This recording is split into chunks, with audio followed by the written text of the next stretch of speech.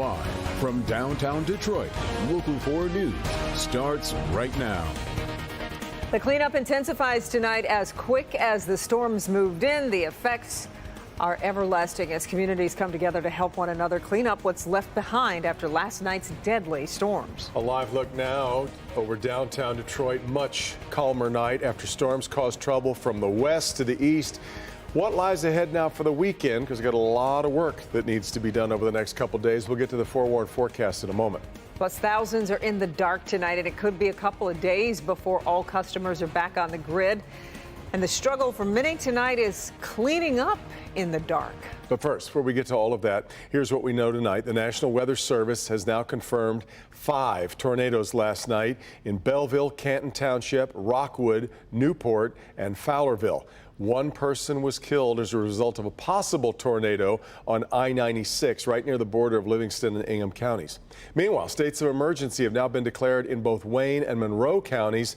That should expedite the recovery efforts from flooding and a lot of damage to property. Plus, people being advised to stay away from the lower River Rouge, Huron River, and the Detroit River because of untreated wastewater that got into those water systems. All coming after storms rolled in late last night, and now the entire region trying to recover in many spots in the dark. Yeah. That tops our news tonight at 10. I'm Devin Skillian. I'm Kimberly Gill. Right now, more than 150,000 DTE customers are in the dark.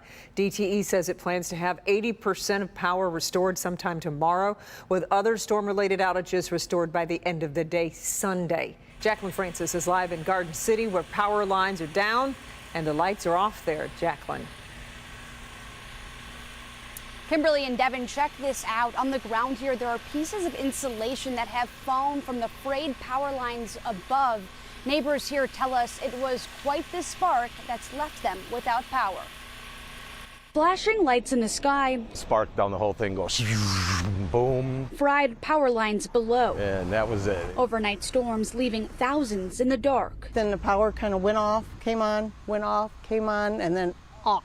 This Garden City neighborhood has seen at least 3 outages this year. It's very frustrating because you sit here, we all know the budgets are going crazy, food prices are just running through the roof at times, and you're just like, what am I supposed to do to save what I've got? DTE on the scene Friday evening where the problem was evident. When I came home today is when I noticed all the down lines. I think there's like a total of 5 of them in that section just right there. So I was like, ooh. The neighbor in the brick house over there told me he saw that wire go on, all red.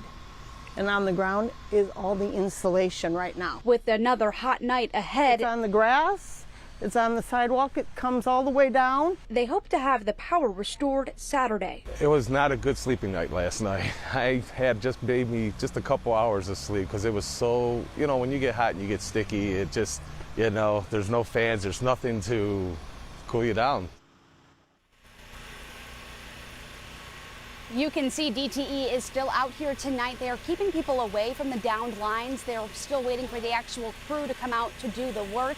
As we've said, DTE expects to have 80% of the outages restored by end of day tomorrow and all of them by end of day Sunday. Reporting live in Garden City, Jacqueline Francis, Local 4. I hope so. Okay, Jacqueline, thank you.